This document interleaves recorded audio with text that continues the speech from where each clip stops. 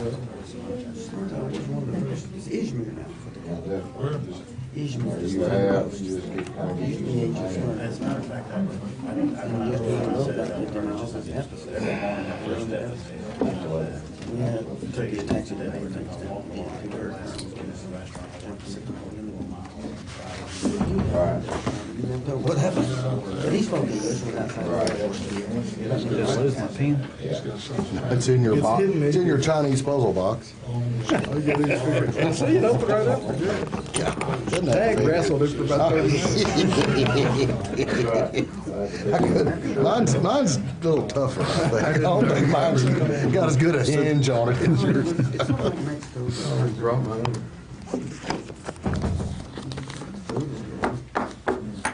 This guy,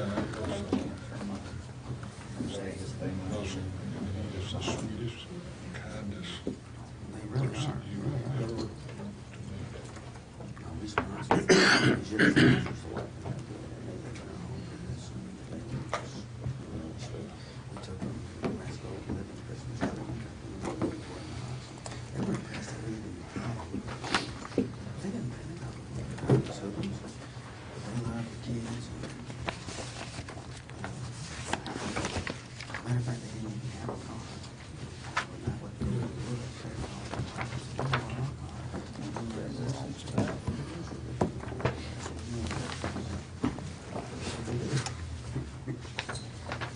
Don't let me forget that right there. True.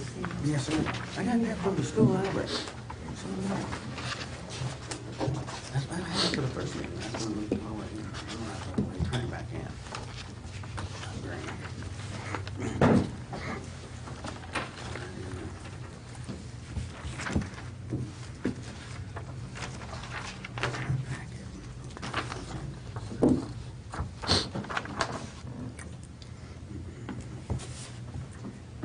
You look good on TV, Mr. Harnett. He does. He looks good all the time anyway. Well, thank you. Yeah, it was heavy rotation through the basketball game. That did appear quite often. Must have had a good makeup artist there. Were you at the game? Okay. I think he's referring to a commercial we did. He could have quit before he got into the makeup Gotcha. department. I didn't know. Well, then that must not have been hitting your demographic very hard. Could have just been up in knee deep in tax returns and Kind not of looked at any They have that television. tournament at the bad time of the year. That's right. Yeah. Think of it. That's not good for me. It's okay. At least they decided tax season is a good winter activity. Not a whole lot to do anyway. Been a whole new Could have meaning to really- March Madness. Could have really stuck it to me and put it right in the middle of summer. Yeah, that's for those that file for the extension. That's right. Yeah. I don't do them until October anyway.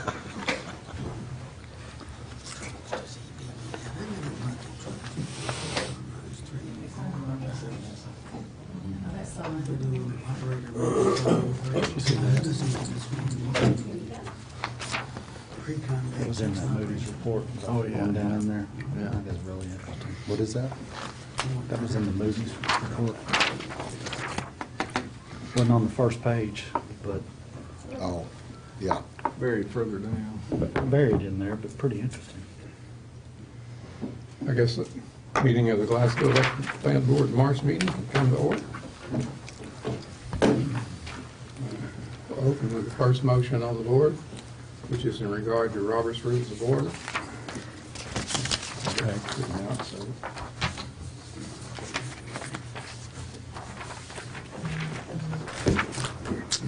I move to have Robert's Rules of Order, newly revised 11th edition, as the board rules of order for the Glasgow Electric Plant Board, with the provision that it operates under the small board provisions of less than 9 members, and that the supermajority is 60%.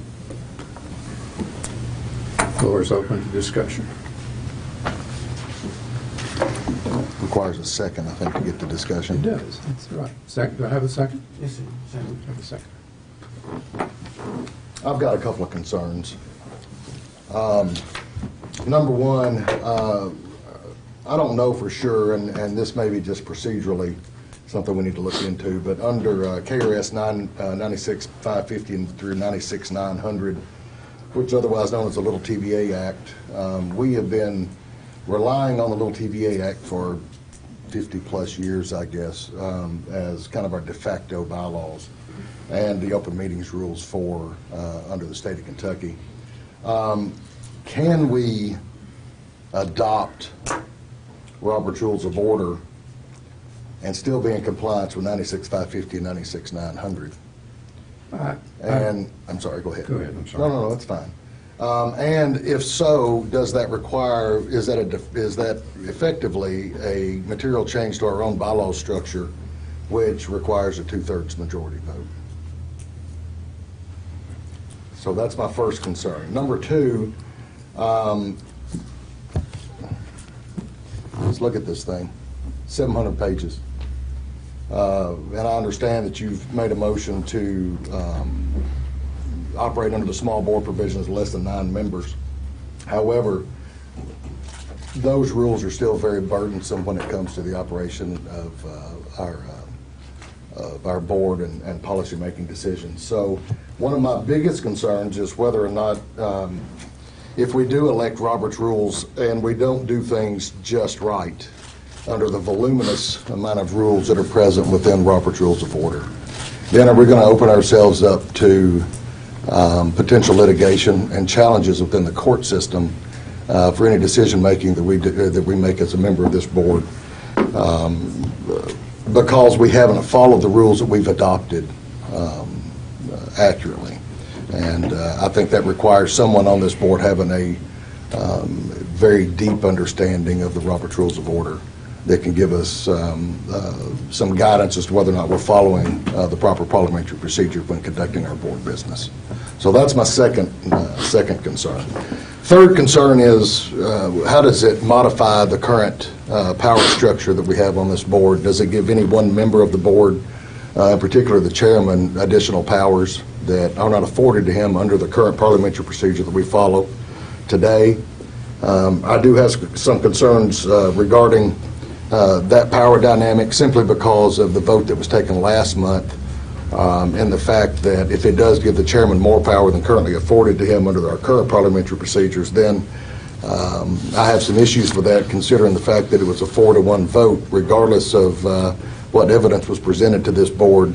The chairman continued to vote in what I feel like is detrimental, in a way that was detrimental to this board and the citizens of this community. So those are my 3 concerns that I think we need to take into consideration when voting on whether or not to adopt Robert's Rules of Order as moved by the chairman. Again, I want to make sure everybody understands and is clear in the fact that we have and we do utilize parliamentary procedure in our meetings currently. And this is not fixing a problem that exists. This is fixing a problem that doesn't exist, in the fact that I believe that it's adding more burden to an already burdensome process for making sure that we have our policies and procedures and any decision-making that we have passed by this governing authority. So I want to make sure that we have those things out in the open. We can discuss those if necessary. I would like to say, sir, burdensome, what it ought to be really, when you're looking at people who are affected by what the decision this board makes. Consensus is fine, and the example we provided with is like, it's not like going out and getting everybody to agree, let's go get Los Mariachis or something. Consensus is okay and it's nice, but sometimes, you got to protect, you have a duty to protect the people, and we should be paying more attention as far as burdensome goes, as it were. Well, I don't necessarily equate burden with effectiveness. And I think, matter of fact, something being burdensome can actually affect effectiveness. And I think the reason why it is customary, and I have contacted several of the LPCs and TVA affiliates located within our region, and I've also contacted TVA themselves. Our representative for TVA informed me that all the board meetings that he's been to, none of them have adopted Robert's Rules of Order, because the goal here is to reach consensus through parliamentary procedure. And with adopting Robert's Rules of Order, consensus becomes a much more difficult process to get to, even though you may have agreement among the board members. So they've elected not to adopt Robert's Rules of Order, and they use parliamentary procedure through consensus. Also, TVA, the federal agency, TVA, has not adopted Robert's Rules of Order. They also operate as parliamentary procedure with consensus. So I think if it's good enough for TVA, the federal agency, which is our oversight authority, if it's good enough for TVA to use parliamentary procedure through consensus, then it should be good enough for us to utilize parliamentary procedure through consensus. And the pitfalls of adopting Robert's Rules of Order when it comes to the burdensome rules and regulations that are contained within Robert's Rules, I think it opens us up to potential problems down the road for any decision making that we may come to consensus on in this board if we don't follow the rules appropriately and consistently and accurately. My concern is that we have one meeting a month, and anything that stymies open communication and the flow of ideas around this table is not in the interest of the people we're here to serve. And I think that's one thing that I'm afraid Robert's Rules, in the truest sense, will affect the free flow of ideas. I mean, we have 2 new board members, may have more in the future. I don't think that's necessarily a good thing to suppress that free flow of ideas, conversation that we need to have. In regard to the rules of order, it is unfortunate that when you have a board that has different views, you can't operate without them. It's the way the Robert's Rules of Order provide an order for everyone in the board to present their views, have them heard, and have them voted on for each and every part. If you have a congenial board that sits around and decides what they want to do and votes it up, it's easy. You don't really need any rules of order, but unfortunately, in a contentious board, you can't do that. You have to have rules of order, and there is no way to get anything done otherwise. As far as more power to the chairman, I don't see that there is any. I would insert into the motion that was already made a provision so long as it doesn't conflict with state law. If it conflicts with state law, then obviously it's not germane and shouldn't be part of the rules. But there's nothing in most of the rules that would not apply.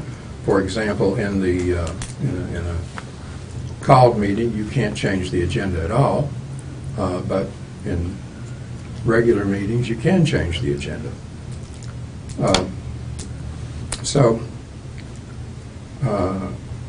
I just don't see any way that we can have an orderly process here without having some rules, and I think that's what we should have to do. If you have a stated out alternative written out with all the provisions there, then I think anybody would listen to them. But having no rules is no rules, and you can't do anything with that. So, Well, and I understand. Wait a minute. I'm sorry, I thought you were Everybody heard. finished. I'm sorry. everybody gets the first shot, then you can have the second shot. Anybody else? Comment on Yes, sir. that. Depending on what you do further down the list tonight, I may or may not have to deal with these issues, but only for the next 3 months, because I'm retiring come June 30. But I can foresee spending more time arguing over and making sure that you're procedurally correct under this 700-page volume that's going to prevent you from dealing effectively with the substantive issues that you're called to deal with once a month or more frequently in the case of special meetings. So whoever takes my place either next month or in July, depending on what you do later tonight, is going to have one tough job. And I can foresee I would have a problem in signing off on, for instance, the opinion letter on the proper adoption of bond resolutions, because that requires an attorney to certify that this board was properly organized, going back 55 or 6 years, and that all of the documents authorizing the bond issue were properly approved. I'm just picking out one particular issue. There are other issues that have to be signed that you all have to deal with, and rates and things like that. So those are my comments. I have never seen a procedural problem with this board in the 54 years that I have represented it. There have been differences of opinion, but they have been worked out without the need to refer to that document. Glasgow City Council hadn't adopted it. They don't have Robert's Rules of Order. None of the agencies that I've ever represented had it. The Glasgow Housing Authority, for instance, has not adopted Robert's Rules of Order. The Glasgow Water Company has not adopted the Robert's Rules of Order. And to tell you the truth, I cannot think in the period of fairly lengthy time that I've been practicing law, I cannot think of being involved in with an entity that had it. For instance, we were city attorney also for Glasgow, as well as the city of Gamaya, of all places. And I can tell you that Gamaya has not adopted Robert's Rules of Order, for whatever that's worth. So those are my comments, Mr. Chairman. I guess, Yeah, I was just going to comment, just to kind of sum it up, I believe that it's overkill for boards of our size. It's, like I said, too burdensome. I think it opens us up to several issues when it comes to whether or not we've passed our whatever procedures and whatever subject material is before the board. I think it opens us up for future litigation, future problems if someone doesn't feel like we've done this appropriately. And following 700-page rule book here, I know we're human. We're not experts. We're going to miss some things when it comes to procedures. So that worries me a little bit. Second thing here, I think I mentioned it before. This was I think it gives a little bit too much power to the chairman. And I think a perfect example of that is in the motion itself, where the chairman is asked to move the supermajority to 60%. Standard supermajority for Robert's Rules of Order, a 2/3 majority vote, which would be 4 out of the 5 on this governing board, not 3 out of the 5 on this governing board. So to make a material change that changes the supermajority from 67% to 60%, I think is an example of a little bit of overreach on the part of the chairman to try to push his own personal agenda through this board, which I think was evident in the last board meeting. So I think that's just trying to hide a power grab within that supermajority of moving to 60%. And if we did proceed with the vote on this motion, I would like to amend that motion to leave the supermajority at 2/3 vote. It protects the minority within Robert's Rules of Order and protects debate and allows that all members can be heard regardless of whether they stand in the majority or the minority position on the board. Would this motion itself take a supermajority, a 2/3? the election at first does not. Well, I think there's some question about that. This is a bylaw change, right? It's a bylaw change. And in the absence of official written bylaws by this board, There are no written we have bylaws. de facto bylaws under KRS 96-550 and 96-900, which is the little TVA Act that we must follow. So there is a question about that. At a bare minimum, Bring it up. at a bare minimum, we should probably table this, at least until we can get an opinion from an authority that can tell us whether or not we have to follow 96-550 and 96-900, and if this is actually a material change to the de facto bylaws under the Little TVA Act. At a bare minimum, we need to have some more discussion surrounding this to make sure that it's illegal. I agree. Move the question on the amendment. All in favor, I was signify. going to say something. The Little TVA Act seems to be an all-encompassing protective shield. Every time we sit down, there's something from the Little TVA. Well, it's the law, Mark. I know. Yeah, and it's federal law that's been codified by the state of Kentucky. Wait a minute, you can't argue here. Okay. There's a motion on the floor, it's been called. All in favor of the amendment to keep the supermajority at 66%? Point of order. You don't have a second to call for a vote. We must have a second to call for a vote. May I have a second on the amendment? Because Mr. Biggers was stating currently that he agreed that we need to have a little bit more, I believe, that we need to have a little bit more conversation around this and maybe get some rulings from a higher authority than us. I would too, yeah. I mean, This stuff needs to be studied. We need to make sure we're doing it, especially if every other TVA affiliate's not doing it and TVA decides not to. I want to make sure we're not missing something. we just got to take, The statement's already there, it's been called. We're ready for a vote. To amend this amendment, or this motion, to keep the supermajority or move the supermajority to the 66%, or at 60%. Two-thirds, I think. Two-thirds versus, which is 66%. Yeah, I'll second that. To, Move it to 63. well, you already made the motion, you made the amendment. I It has been I seconded. asked that there was that we consider moving that to two-thirds. You made the motion. I didn't make the motion. I said you made the amendment. Melanie, You can asked you read the amendment. minutes back, please? The original motion. The original Oh, motion I'm sorry. said that the supermajority is 60%. I understand. You didn't I'm trying make to a figure out motion. who is making the motion, because make a I motion. said I would like to at least consider, if we're going to do this, to amend this to two-thirds majority. Oh, vote. you're amending Now, it? if we haven't, I will move to amend it Okay. to two-thirds majority. Okay. Now then, we need a second for that. We haven't voted on the rules of order yet. You just made the motion. There's an amendment that has to be dealt with first. Okay.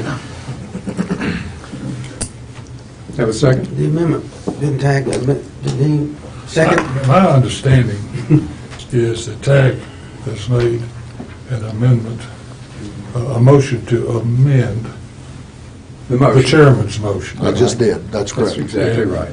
I'm waiting. That is correct. What you say.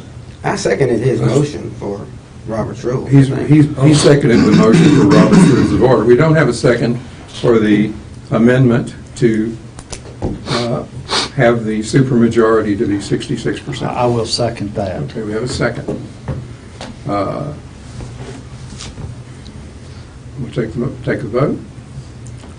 All in favor of keeping or making the supermajority 66% rather than the 60% that's in the motion? All in favor of the change to 66%? It's two-thirds was 60. 66.666, yeah. Right. Two-thirds.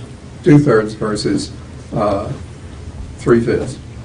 Which in this board will effectively take 3.35 members, which would be 5. 5-4. Right. Right. Okay. The motion has been made and seconded. Call the question. All in favor of the amendment, please signify by saying aye. Aye. All opposed? No. No. Motion doesn't pass. Ready to move on the primary motion, which is to adopt Robert's Rules of Orders as read with the insertion that so long as it doesn't conflict with the state law. I move that we table it until we determine if it does have an effect and we get a ruling from a higher authority whether or not it's a legal action that this board can take. I'll second that. Have a motion that it be tabled. All in favor? Aye. All opposed? No. No. No's carried. Motion is on the table for passage. All in favor of the motion that we adopt Robert's Rules of Order as stated, say aye. Aye. All opposed? No. Opposed. Motion carries.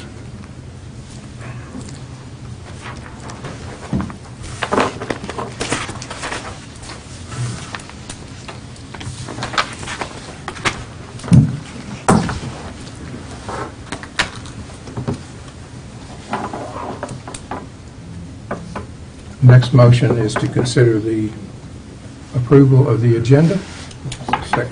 Second motion. I move that the agenda be adopted as stated on the page. I have a second. Second. It's open for discussion.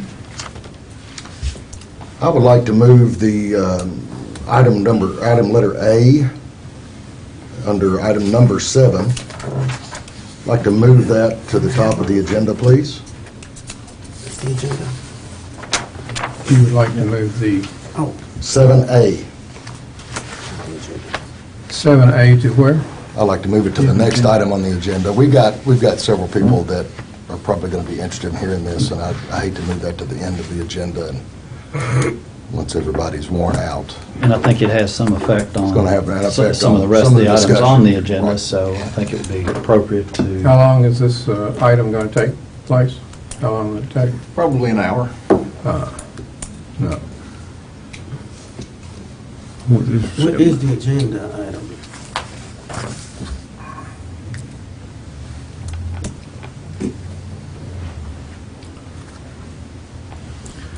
Motion to change the written agenda to move item number 7A to position 3. I hear a second. second. Have a second. Ready for the motion? Do we have, is there discussion on this? If you Okay, I think it needs to go to item 3, position 3. We have new members that have never seen the history of how we got where we are, what the information that the previous boards were exposed to for multiple years. So I think it only makes sense to bring everyone, for that matter, up to speed, a refresher on the decisions, what we were staring at, and so I think this would be an appropriate move. Yeah, and there's been several news reports, discussion in the community, social media discussion about some of these things, and I think it's time at this point to probably at least make sure that everyone has the proper information that allows them to make their own decisions. I mean, if we're interested as a board and new board members in understanding, what's going on with the rate structure, how we got here, and how this board operates, I think it's important to do that. I believe that every member of this board is interested in making sure that they have a full understanding and knowledge necessary to make their decisions. So that's why I'd like to move this to the top of the agenda, so at least that information has been absorbed and digested during the subsequent discussions on the rest of the remainder of the agenda. Since this item is going to take a considerable amount of time, probably likely than the rest of the agenda, I'd rather we didn't do that and refer it to the later. It will still be the same information. It will still be pertinent, and none of the items ahead of it will change what's in it. So I would move to reject that.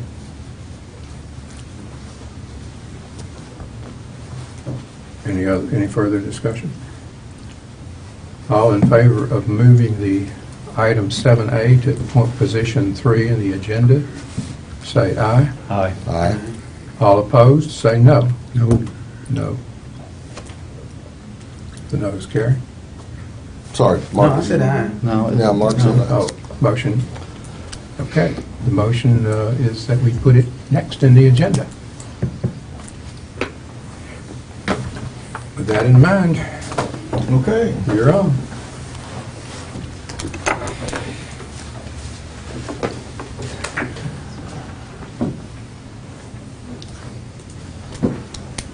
Okay, well, I had it as a link under this. I'll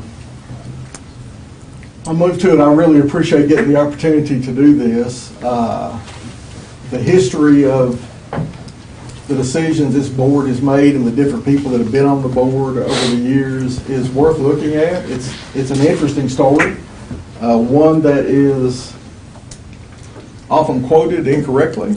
But I thought the way I've set it up is I've got several kind of landing strips in here, things that I hope that we could agree on so that we get to a point where we don't agree. I won't have to go all the way back to the beginning. I just go back to the last place where we agreed. So that's the architecture that I've used to set this up. This is starting off in 2014, which is really when we had enough of the advanced metering in place that we could actually gather data and start to learn what the data was telling us. And so in 2014, the first truth that I hope we could agree on is that the Electric Plant Board buys at wholesale rates, buys electricity at wholesale rates, and sells at marked up retail rates in order to gather revenue to cover our fixed costs and the wholesale power bill from TVA. I mean, it's really just three things we're trying to cover, two things: the wholesale costs from TVA and our fixed costs. We also hope can agree that the EPB grid has value. And when I say grid, I found one, somebody asked about a good graphic to demonstrate what the grid is. And this is a pretty good one. In this one, the dividing line here would represent the boundary between TVA and Glasgow Electric Plant Board. So when I say grid, I'm talking about this part, where we buy power from TVA and then we do all the things that we do to distribute that to our customers in Glasgow. And that it does have value, we think. I hope we can agree on that. And that the grid ought to be maintained in a way that meets the demands of the people of Glasgow. So can we agree on those points to get rolling? How much value is that grid? I mean, is it what in the millions? I mean, what is, you talking about your trucks, everything? Yeah, everything. Everything that doesn't vary or doesn't belong to TVA and the things that we provide in order to serve our customers is what I call the grid. Everything. People, buildings, trucks, tools, debt service. Substations? Yeah, all that kind of stuff, yeah. Y'all ready to move on from that? Okay. So, as you all know from in normal board meetings that we really haven't had one since the two new people have been on the board, but we normally have a number of metrics, that we talk about to give everybody a snapshot of how we're operating. And this is one of the ones in 2014 that was a fairly common metric for me to use. And it's just one that really only measures two things. The blue bars measure how many units that we sold each year of kilowatt hours. If I were a grocery store, this might be measuring the number of bags of potato chips I sold or what have you. But so you can see that over the years, when we were in 2014 looking back, with respect to just the number of kilowatt hours that we were selling, there's a pretty identifiable trend there. It's going down. Of course, it really started in the Great Recession in 2008, and then it followed on in Glasgow, with the closing of industries, large and small. SKF bit the dust back in that era, and the ones that remained began to use less energy. And even, as it turns out, all customers, even residential customers, began to use less energy, so we sold fewer units. The only other measurement on this graphic is this gray line, and that represents our fixed costs. Those things that we just talked about, the grid, our debt service, all the things that it takes to deliver these units to the end customer. And that refers to this axis over here, and you can see that it, for years, has hung around $4.2 million a year, something like that. So One of the things that in 2014, and the members of this board then were Norma Redford and Jeff Harnett and M.D. Armstrong, Jim Lee, Cheryl Berry Ombach. When they looked at this and thought about the fact that we're using volumetric rates, and that's something you're going to hear me say a lot.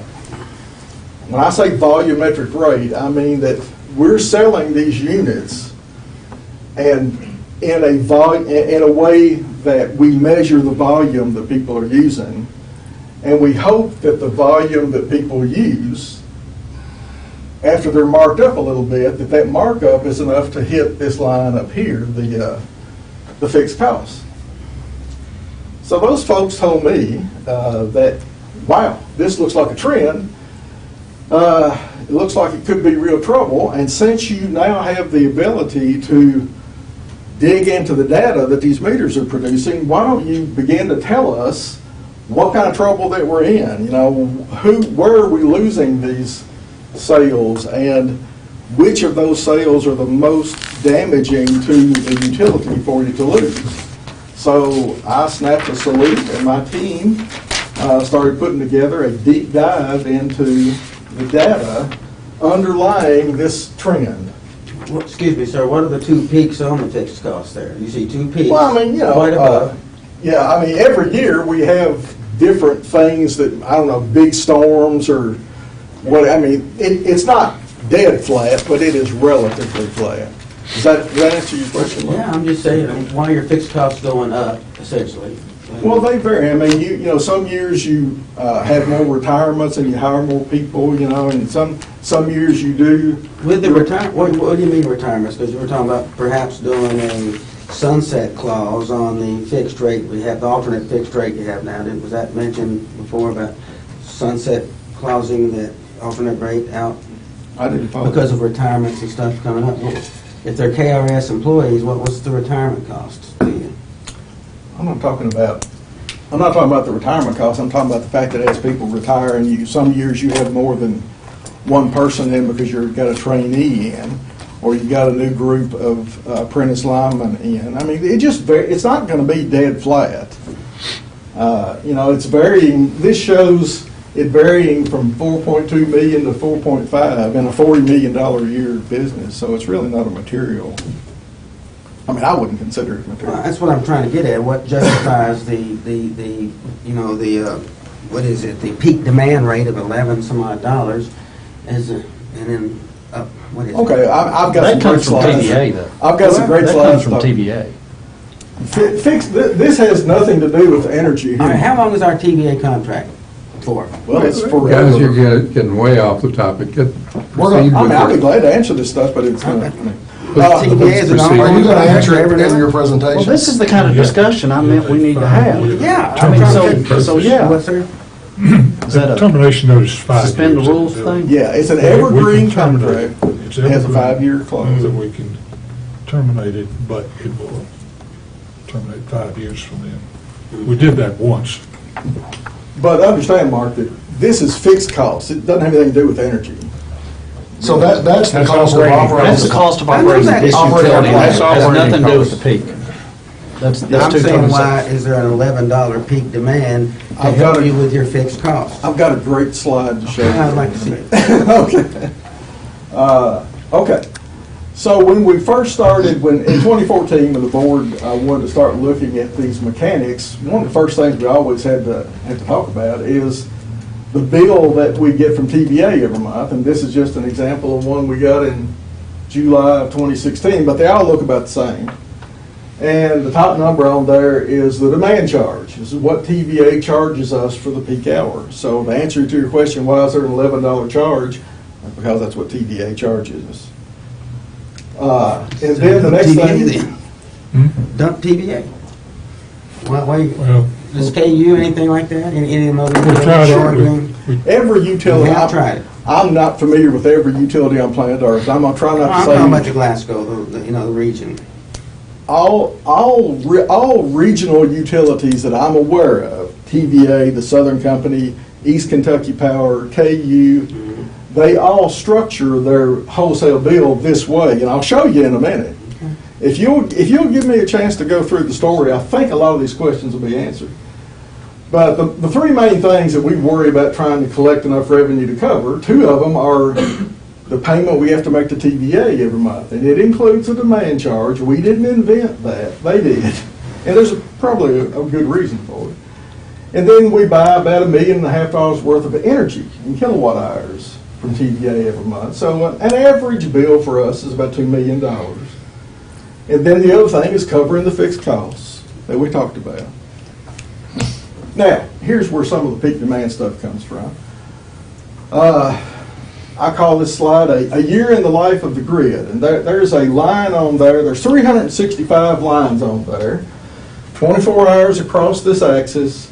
And over here on this axis is the KW demand for the city of Glasgow. The 12 brightly colored lines are the peak day of the 12 months of the year. So I'm going to talk a little bit about how TVA generates the power to cover our needs. Please come back on. It's a closet door. Okay. Bill? So, the first thing TVA does is they try to run what they call base load plants all the time. And those would generally be something fairly inexpensive to run, like nuclear that likes to run all the time. And you can see that since we use power in this kind of a sine wave fashion, but generating plants output power in more of a rectangle, they're not able to modulate up and down, so they have to run a lot of different facilities to cover the demand. And in this example, I'm looking at this highest line, this dark blue line. So they start off with a couple of plants that are pretty easy to price. And this is kind of a calculus issue here. So the area under these curves is energy, the kilowatt hours. And the top is the peak demand. So it's fairly easy for TVA to price these plants that run all the time because it has a predictable, you can calculate the area of that rectangle. You know how many kilowatt hours are in it. You take the running cost for that plant and divide it by the kilowatt hours, and it comes out in a reasonable fashion. But then the trouble starts. Because of the bizarre shape of the load, they have to start running different kinds of plants. And these would probably be hydro. Hydro is great. It's inexpensive. It can be started at the drop of a hat. It can be turned back off. You think we just use that all the time, but lakes have a finite volume, and you can't run it all the time. So they're very careful to try to use it when they really need it, when there's these large inflections in the shape of the demand, and then they'll stop using that before they deplete the resource. So they'll start kicking in some maybe natural gas. Then, 11 o'clock or so, that's when they start firing up the coal plants. This is for a hot summer day. So then coal comes on. It's a lot more expensive, and it doesn't get to run all day long, so it can't be called base load. What does it cost to start a coal plant? I have been told by TVA that it's about $1 million. Just to start it? Yeah, because what they do after they stop it when the load goes down around midnight, the only way to get it started again is to fill it full of crude oil and set that on fire, and then wait for it to get hot enough for them to start pouring the coal. TVA is moving away from coal big time. They're doing methane. You mean, you talking about? I mean, there's 68% methane. Natural gas, yeah. Yeah, natural gas. Yeah. There's a lot of natural gas in TVA's portfolio. As the stack goes up, they start using more of that. As they run out of that, they go to the next expensive resource, and that'd be buying power from a neighbor. And then they got some combustion turbines that run on different fuel sources. Those are right up there at the top. Now, what do you notice about the difference between a baseload plant and a plant higher up the stack? It doesn't run as many hours, and it's very unpredictable. So setting a rate just in kilowatt hours to cover all these different varieties of resources that might be used on any given day is impossible. And the only alternative would be for the rates to vary wildly every day, just depending on what TVA is running. So what they do is choose a kilowatt hour rate that kind of averages these costs, and they add a demand charge for the peak hour every month to try to get the revenue they need to amortize these resources that you couldn't pay for just by the energy they generate because they're not running long enough. So they're kind of like fixed costs too, and TVA collects some of their fixed costs through the demand charge. So what you're saying is they've got a power plant up here that may cost several $1 million, and it sits there idle for hours upon end until it's actually needed. Then it's turned on for an hour at a time, or 2, or 3, but the rest of the time it's idle. So to recoup the cost of that idle plant that's there just when we need it, there has to be an extra charge for that particular 2 or 3 hours. Sure, they have to amortize it. They borrow money just like we do, and if it's not running enough to generate enough kilowatt hours, but still is necessary on days that the load is too high for these base load plants to carry, yeah, and they could have done it, and TVA is moving in the direction of doing more like what we ultimately decided to do. That fixed costs like that should be paid for, but with fixed charges, and TVA is going in that direction. But now, and remember, still talking about 2014, it was just pure area under the curve. We'll charge you so much per kilowatt hour. The peak, the apex, will charge you so much per kW. And that's the way the business works. And it's not exclusive to TVA. It's extremely common throughout this industry. Do other companies call one peak? I mean, you're calling 4 peak days to make sure you hit the peak day. Could that be brought down some to 3 days? Y'all are kicking and screaming. Y'all are on the board now. You can decide Attorney General. all that stuff. You wanted 6 or 5, wasn't it? When the advisory board met? I really can't remember. If you'll let me flow through the, I'll address that in a minute. We don't set the peak. The customers as a whole set the peak. No, It's just industry mainly sets the peak. I've got slides. Everybody has their pro rata share. Industry has a contribution, but so does all residential. If we had not one industrial operation in this town, we'd still have a peak. We would still get a bill from TVA. There's no such thing as one person or this person sets the peak. That's just not the case. So why aren't peaks on weekends then, when people are home cooking and stuff like that? There's load on the weekend, but that's not when we reach the TVA peak. The load does what it does, Mark. I know. That's just we don't control it. The people control that.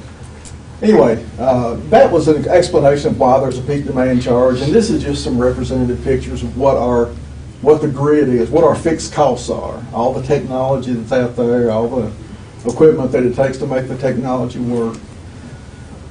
So the old rates, and this is the way almost all utilities design their rates, and this is the way our rates were in 2014. And as the board asked me to explain more about how they work and what sort of trouble we were looking at with a declining volume of sales, I started off, and Jeff is the only one that's been on the board the whole time. He's seen this slide a million times, but classic rate design is done this way. You look at the costs that are involved in serving a customer, and this is residential. It's more complicated for non-residential, but for a residential customer, the first thing a consultant does or the utility does is estimate these 4 different costs that they believe the average customer is going to put on the system. And then they used to, and our old rates were like this, you took those 4 estimates, you wrapped them all together, and tried to turn it into a super simple rate. And you'll notice that when we did, even in 2014, there was a coincident demand charge in the rates. It just wasn't exposed.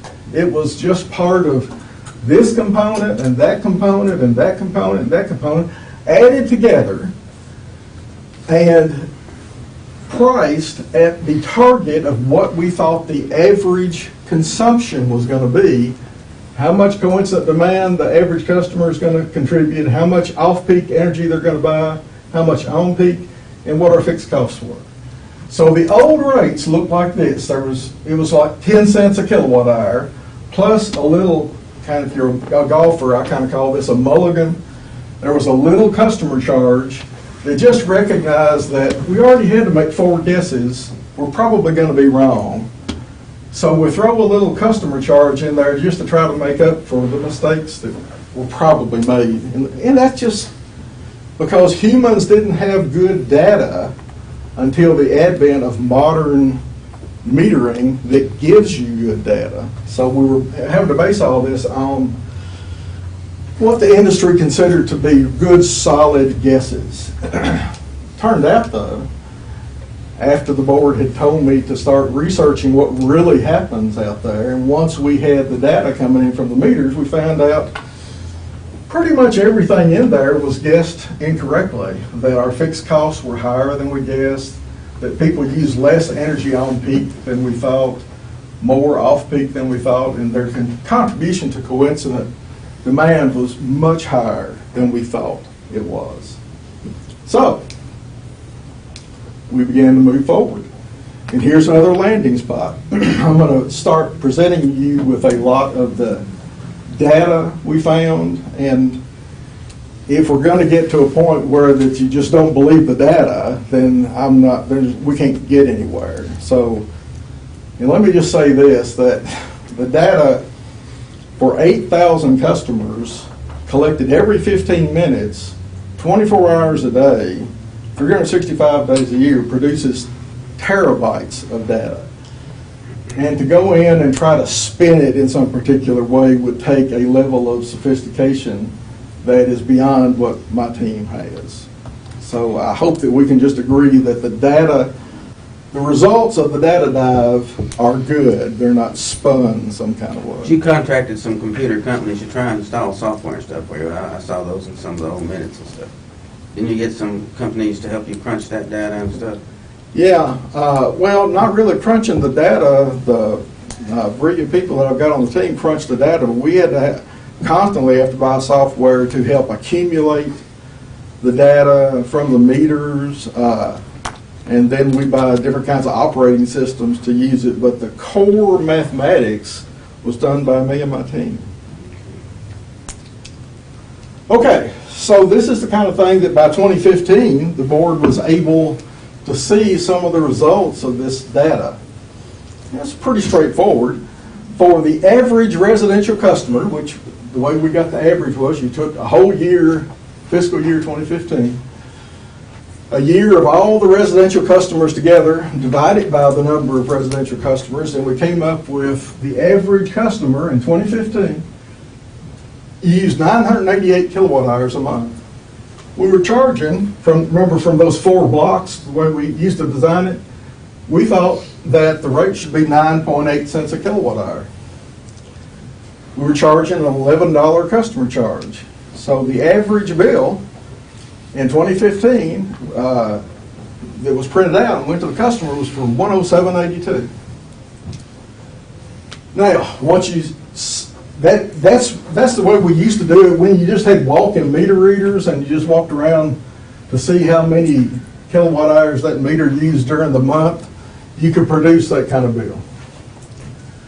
With more sophisticated meters, we were able to line this bill up with what the actual wholesale cost. Remember, you saw the wholesale power bill from TVA. It had a charge for peak demand, it had a charge for on-peak kilowatt hours and off-peak kilowatt hours. So we found that 988 was made up of 245 on-peak kilowatt hours that we have to pay TVA 7.5 cents for, and 742 kilowatt hours off-peak that we have to pay TVA 6.4 cents for. And we found that the average customer was contributing 2.22 kW to the peak. The TVA was charging 10.13 for. So you add all that up, and the $41 fixed charge for a residential meter determined by TVA, our regulator, using our data. And you add all that stuff up and you came up with $129 of expense for this person that got a bill of $107.82. So the average customer and Jeff has seen this before, but the average customer, we were losing $21 on, 22. Now, the next mathematical step would be, well, okay, then how much more do we need people to use to break even? And so that's just a little algebra problem. You solve for 0, and it turns out to be 1,210 kilowatt hours. So at 9.8 cents, the residential customer needed to use 1,210 kilowatt hours, or about 25% more than they were using, to break even. Now, remember that chart I showed you on sales decline? Is there any chance that residential customers are going to start using 25% more kilowatt hours? No. So, the board gave me my next marching orders. And this is more sophisticated than what the boards back in those days got to see, because we didn't have this kind of graphics available. But the question we were trying to answer in those days was, okay, how many people are average customers using that 1,210 kilowatt hours a month? How many are using less than that, and how many are using more than that? In Jeff's day, back in 2014 and 15, we did that with 8,000 line spreadsheets, trying to synthesize all the addresses out of there and make decisions. Now we can do it a lot easier. Sorry, Jeff, but this is what's available now. This is just an overlay of all the customers' average bills for a year, plotted on a real map of Glasgow. And you can see pretty quickly that how many yellow dots do you see? Yellow is the average, the people that use 1,210 kilowatt hours a month. And that's kind of the disturbing thing about using, batting the word average around, is that almost nobody is average. You don't see many yellow dots on there. The predominant color you see is green. People that were using less than 1,210 kilowatt hours a month, therefore we were serving them at a loss. But also you'll notice there's no systematic representation of that. Every place you find green dots, you also find red dots. Now those are people that are using over 1,210 kilowatt hours a month. So the nature of volumetric rates, if you've got a fixed addition to every kilowatt hour, and that's targeted to break even at a certain level of kilowatt hours, if you use more, we're over collecting from you. You're paying too much. And that's just the nature of a volumetric rate, and that's why they're problematic. I can zoom around here. I've got control of this. So anybody who has a certain neighborhood they want to look at, but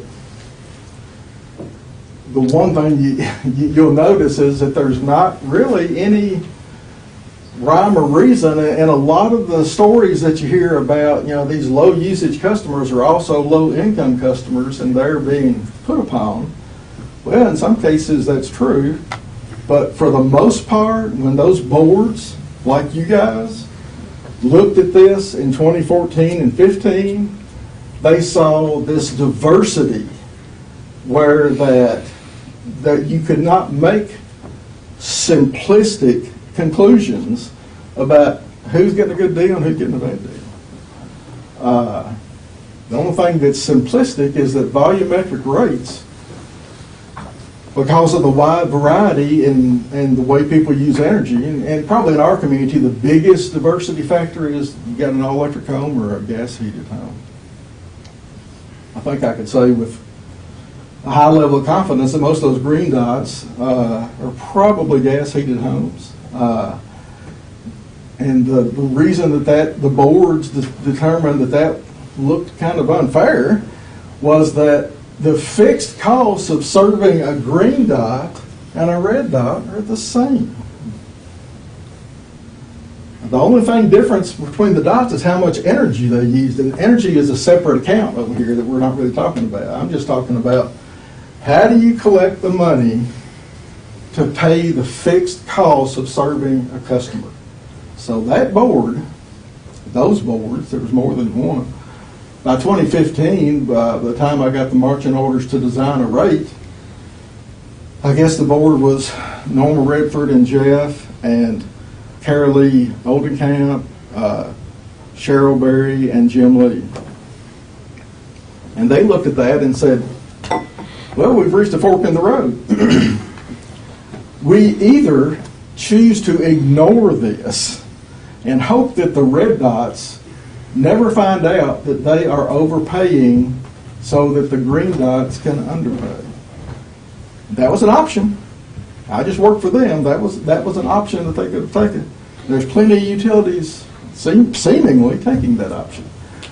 But they chose the other option, which was, can't we bring fairness to this? Is there not a way to make everybody pay as close to the exact cost as possible? And my response was, I don't know. Let's see what we can come up with. That was before the SET project. Those Oh, numbers yeah. were before SET. Oh, Because yeah. 57% of people rent, households rent, and they can't do a lot about what that envelope around the house should talk about. And the batteries, they can't do anything about that. So they are stuck, and it's not their fault. And it's not just, a few score of people, it's a crap load of people. That's my I big think deal. I couldn't argue with that. But also, a lot of those red dots, Mark, are rental properties, and the reason they're red often is that property is kind of substandard, and that may often be occupied by a low-income person.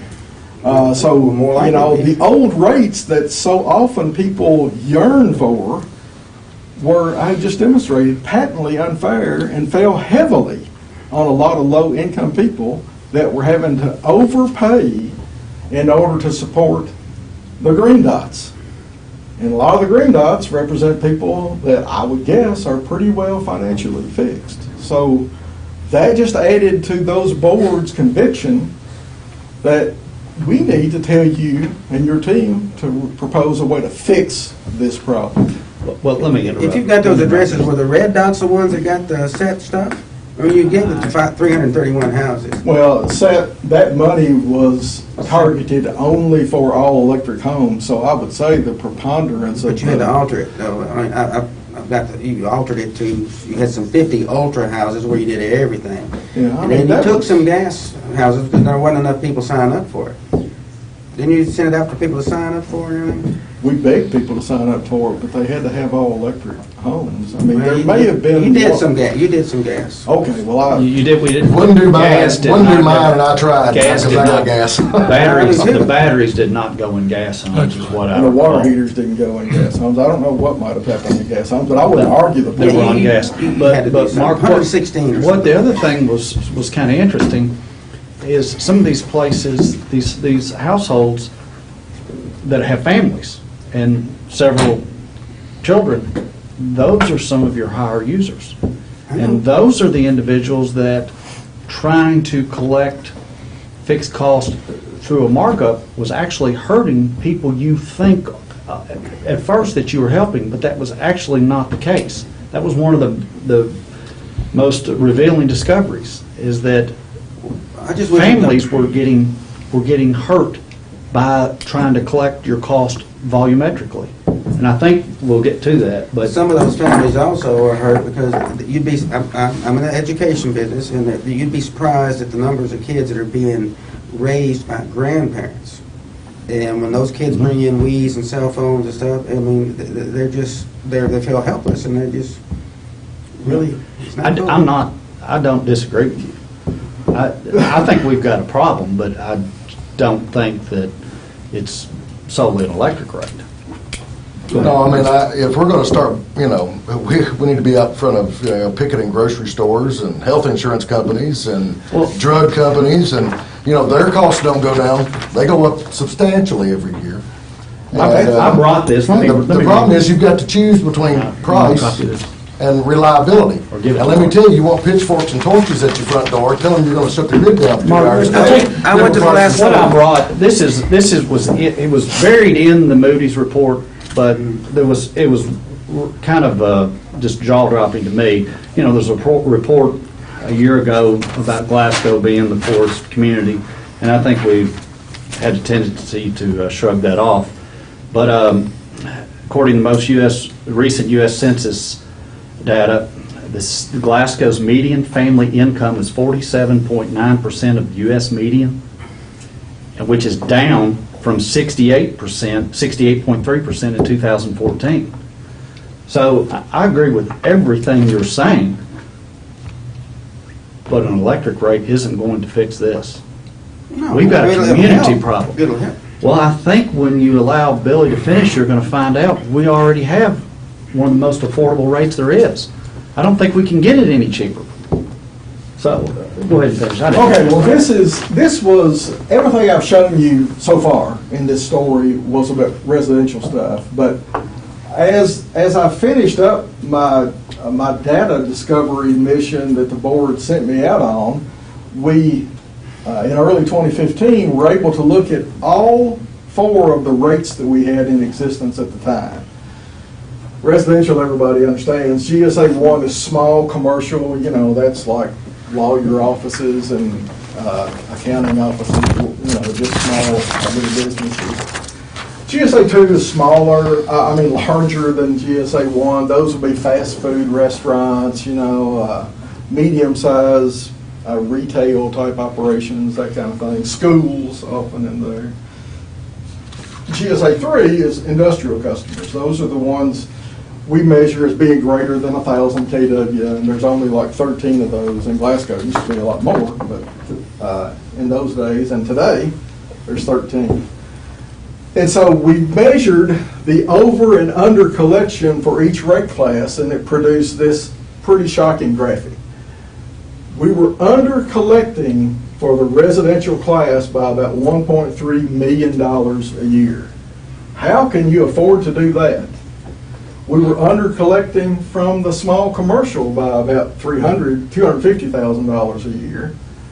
And the way we got it was we went next door to the medium commercial and the large commercial and borrowed from them to provide this benefit over here.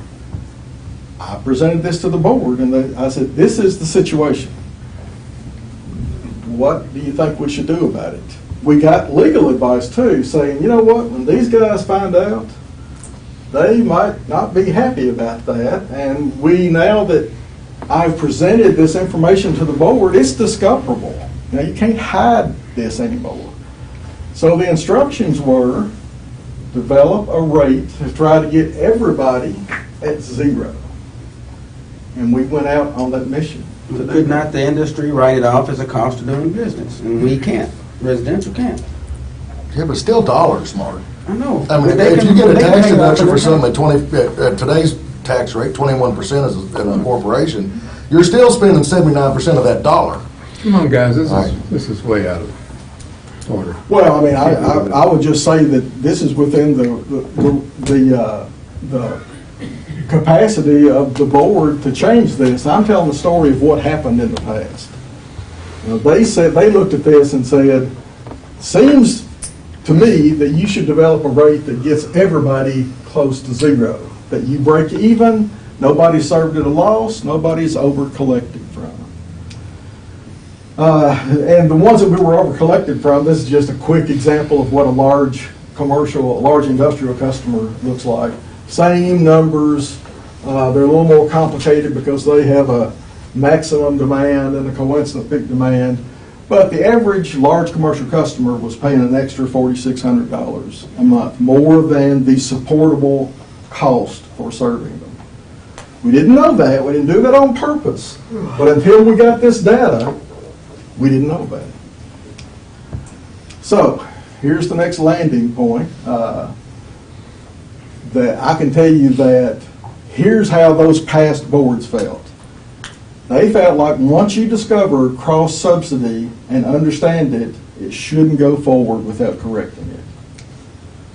They said that since you've got the data available and being piled up in a file server back there, you should not ignore it. You should go into it and dig it up and find out what it's telling you. And then finally, they felt that true cost-based rates should be the EPB goal. Now, I don't know if we're going to all agree on that. But that's the next landing area that would act as the foundation for me going forward. You want me to keep going? Okay, well, I'll forge ahead. So they said, do something about it, and so here's what we did. We threw away the principles that led us to a volumetric rate that provided so much unfairness or perceived unfairness. And we just replaced it with a very simplistic rate that is just like this, except that it measures everything so that each individual customer pays what they personally cost instead of what the group cost divided by the number of customers. And that became our variable non-volumetric or infotricity rate. And in early 2016, it went into place. Now let me talk just 1 second about this, the concept of coincident peak demand. Because the word coincident is important. You saw on the bill where TVA charges us for the peak demand for the month. It doesn't say coincident. Well, coincident is our word that we created to describe the fact that every peak is made up in Glasgow of 8,000 individual customers doing their part to create the peak. And so what each customer does coincident with the peak hour is what we call the coincident peak demand. It's not my favorite phrase, but it's pretty descriptive of what it means, although I think there's still fairly wide misunderstanding of what that means. So that's what it means. And you all know that I put that up there because a big part of the variable rate is the coincident peak demand. Now, Mark or someone asked this earlier, and I'm glad I've got this put together. For 2018, because there's often a question, well, why should we pay for the peak? Somebody else causes it. Well, actually, in 2018, you took 12 peaks, averaged them together, and synthesized what each rate class contributed to the average peak, and you found out that the biggest contributor was actually GSA 2, medium commercial customers. Who's number 2? Residential, 29%. Number 3 turns out to be GSA 3, the large commercial. The biggest ones, because we got so few of them now, only contributes 21% to the average peak in 2018. And then finally, small commercial, 15%. I mean, that's a lot smaller. It's half of the size of residential, but they're all significant. And that's the beauty of a coincident peak. Doesn't matter what anybody else does. What did you do? What did you do to create your part of that peak demand? And you can see it's pretty evenly spread out, or it was in 2018. In days past, you know, when Glasgow was much more robust with respect to industrial customers, this 21% here would probably have been more like 40%. But today, this is what the world looks like. So what happened in 16 and 17? Well, it's a lot of discussion. And in late 2016, the board directed me to create an alternative rate for residential and small commercial that looked like the old rate architecture, just with a kilowatt hour charge and a customer charge. We did that. We went, only thing different was that we went back and used the real numbers that we had discovered in our research and used that to produce a more accurate flat rate.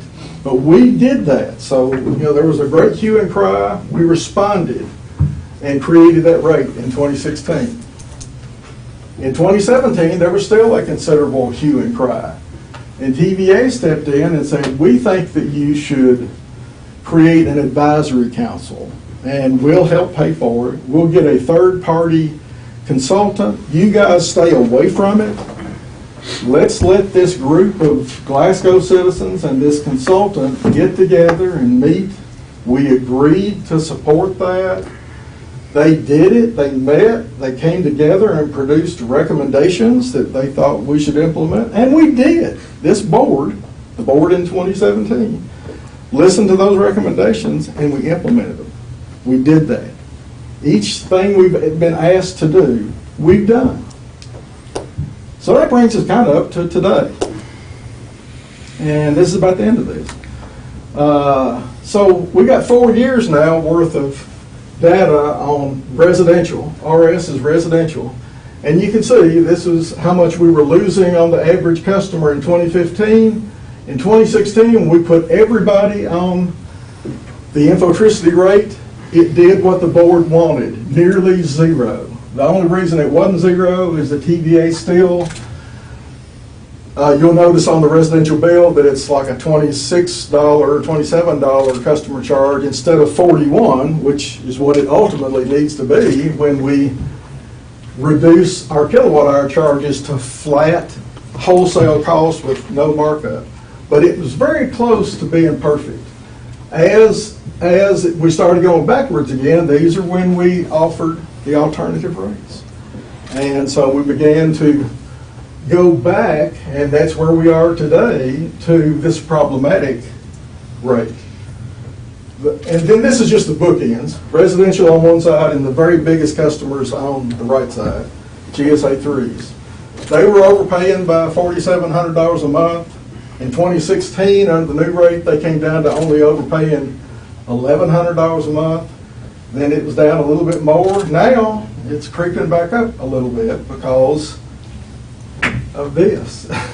We still are not achieving the orbit closely around the zero axis because we've still got this problem. So there's still a little bit of subsidy going on. It's a lot better than it used to be, but the decisions that we made and the board agreed to concede have hampered our progress toward a truly cost-based retail rate for energy. One other thing that we noticed in 2014, we thought this was going to be a trend, and guess what? It was a trend and continues to be a trend. So now we've got an additional 4 years of data, and the trend that we predicted turned out to be a real trend, and our fixed costs still orbit around $4.2 million a year. Finally, the impact of Glasgow's economy gets precious little attention. But this is a representation of January of this year. The blue lines are days when we predicted a peak, and we used all 4 in January.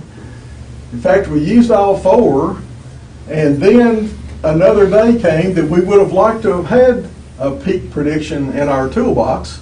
We didn't have it. So if we had had it, and if we had not agreed to stop at 4 days, the distance between where this day would have been and where these days were for peak in January under the old rate structure, that's about $70,000. But instead, we only got that distance, which is only about $30,000. But still, we're averaging $30,000, $40,000 a month that the reshaped load, so that it takes fewer rectangles to cover this load. In Glasgow, we're reshaping the load, and that $40,000 a month in a year turns into $500,000, and that money stays in Glasgow's economy instead of going to TVA. That is what most people would consider a victory, not a defeat. So that's where we are. I propose that the EPB has listened. This story tells the story that we've listened, implemented the recommendations of the public. We've altered the rate that we first designed to approach perfection in ways that were responsive to the public. We still think the cost-based rates are better than estimated cost retail rates. or up until today. I mean, it's your all's job to decide if you agree with this now. But the revenues necessary to pay fixed costs are best collected by a fixed charge. It's the only way you get accuracy. Any volumetric rate produces this wide disparity that I've demonstrated with the red and green dots, where almost no one is actually paying the true cost of service.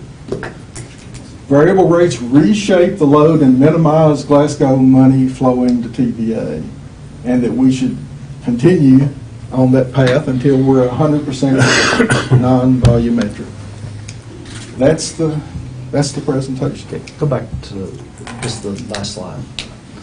So something I think is important, I hear all the time that there's savings, but it's savings, industry savings on the back of residential. And it's actually the reshaping of the load that's brought about the efficiency. The savings is through efficiency. The savings is not at the expense of one over the other. And I think that's really important. I've heard that over and over, but that's not. Do you have the slide that shows our effective power cost? I've shown you every slide I've got in here. Well, the last year, the most recent data we have, Yeah. Glasgow EPB was the fourth effective lowest power cost from TVA of 154 distributors. Is that a load factor you're talking about? Load factor. Well, no, it's effective power cost, meaning your ratio of load factor versus kilowatt hours. We buy more kilowatt hours per kW than 150 other distributors. That's efficiency, which is directly, ultimately, our actual power Which cost. determines our price. Sure. So, but my point is that's efficiency. That's savings through efficiency. So a low load factor is not necessarily good for residential, though. No. A high load factor is what you want. Everybody wants a high load Everybody factor. wants high load factor. We've got the lowest load factor. No, No, Well, which is it? It's the highest, fourth highest. lowest Well, everybody effective says cost we got the power. fourth The lowest highest, load factor. No, listen to what he's the saying. highest, Listen to what he's saying. He's saying two different things. We're the fourth- The highest load factor translates to Effectiveness. the lowest effective cost of power. Right. Okay? The highest load factor relates to the lowest effective cost of power. efficiency, Okay, so and he's power saying- cost are inverse. Right. The higher your load factor, the fewer of those rectangles it takes to Right. cover. So the things, when I was on the board in, say, 15, several things that really struck, but the first thing, you can have two houses, side by side. They can have the exact same retail power bill, be it $100 or $150 or $75, but two vastly different financial implications on the EPB. And over time, the actions of one customer group actually can affect another group's power cost more than it would their own. And that meaning a group that is highly coincident, but if we're collecting through volumetrically, you make that up on your high users. And that's our industries. And that's not, we don't want to penalize our job providers. Not in this community. Now, the one thing, big takeaway that I think most people, I don't know, need to understand in this, and whether they do or not, I have no idea, but we are selling power for the same price that we're paying for it. We are at wholesale. Well, When we get to 100% non-volumetric, Okay. today, The goal is, it's actually about a 2/3, I think, if you. but we're close, right? I mean, that's the goal. Closer than we were. Is to we sell were it. really close in 2016. We're falling away from that. All right. We just pass it through. And then we cover all of the cost of operating all of this grid, the substations, the people, the equipment, your linemen that are out there working day and night, keeping the grid reliable. All of that is paid for with that customer charge. Everything else is a pass-through rate, wholesale rates. All right, that is not determined by us, it's determined by TVA. And it's solely based on the time and the amount of power that's being delivered to us as determining what that wholesale rate is. TVA sets the rate that we can charge? TVA sets their rate, we pass their rate through to our customers. The kilowatt. Yeah, it's a I think also pass-through have to wholesale approve our rate. retail Right. rate. Yeah. They're our But you regulator. can say we can charge 12 cents a kilowatt, and they we could ask them, That's what I'm saying. No, they're your regulator too. Yeah, now, listen, Mark said something last board meeting, and I didn't get a chance to address it then, but he asked, there is no oversight, or he said, there is no oversight, there's no regulating authority here. But we have the Tennessee Valley Authority as our regulating authority that is made up of board members that are appointed by the president, confirmed by the Congress of the United States. It is a federal entity that oversees our operations and that is our oversight authority within our operations. That is a much greater oversight authority than public service commissions, which are which are set up by each state and then regulate investor-owned utilities and other utilities that are based within each state independently. We are regulated by a federal authority that has oversight by the United States Congress. Okay? Federal's not, they get paid a lot of money, and those guys get paid a lot of money. What does that mean? Board members. When you go to their meetings, they will not let you talk but for 3 minutes. Okay. But what does that mean? Well, it means that they aren't as effective as doing other things. Mark, We're way beyond the report. Mark, I've been involved in Let's call federal a audit halt to guidelines. this. Federal audit guidelines. Let's call a halt I to this. understand This that is getting there way are out of order. much greater oversight when it comes to federal authority than there is with state We authority. have business to transact. Let's get on with it. You're out of order. Let's DT, move. every time that I try to speak, you interrupt. I noticed that. Okay. So let's at least give a little consideration. There is no motion on Let's the give a little board. consideration to the minority. All right. All right, thank you. All right, somehow the agenda left off the minutes of the last meeting. So I guess we'll take those up at the next meeting. Well, I've got them on here. I failed to get it on the printed agenda, but you can wait. We'll do whatever you say. We can leave it till the next meeting and approve it for that time. I don't know that it has to be approved at this meeting. Okay. The next item up is consider the replacement of the board counsel. I have a motion to make on it regarding it. And that is, I move that Ron Hampton of Glasgow be engaged as the EPB counsel at the customary rates for EPB councils. Make a motion. I made the motion. I'll second that motion. Ron's back in the back over there.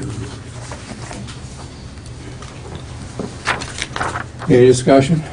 Yes. Ronnie, known you a long time, know that you'll be well qualified. Have no issues with Ronnie taking over as board counsel at any point in time. However, I think we do have a conflict here in the fact that he, through your own admission, Mr. Chairman, he represented you and the complaint that the Glasgow Daily Times had filed with the Glasgow EPB. So in that vein, I believe we do have a conflict of interest that he has represented you in a matter regarding the board privately, and now he's being asked to be the counsel for this board. I think we've got a conflict of interest, and Ronnie, I'll let you determine whether or not you feel that conflict of interest rises to the level that precludes you from being for the counsel for this board. Secondly, I think it's wildly irresponsible to have a motion to remove board counsel that's been with this board for 54 years, continues to serve honorably and admirably with a depth and breadth of knowledge that no one on this board has after 54 years of experience. I think if we're going to do this, Mr. Herbert had indicated earlier that he's going to retire at the end of June. I think it's probably more responsible for this board to put together a succession plan. And if we're going to pick another counsel for this board, that work closely with Mr. Herbert over the next 90 days or so until his date of retirement. And then we can have a smooth transition with new board counsel. So that would be my recommendation and consideration of this motion on the table. Now, does that include an interview process with Yeah, absolutely. alternate counsel? Yeah, I mean, I think I'm with you. I have nothing against Mr. Hampton. This is the first I've heard of this, and I think we need time to think about who we need for counsel, the skills, the qualifications that will be required for this position. Was that going to be a motion? No, we're Motion is just already do on the discussion. table. We're just having discussion. Yeah.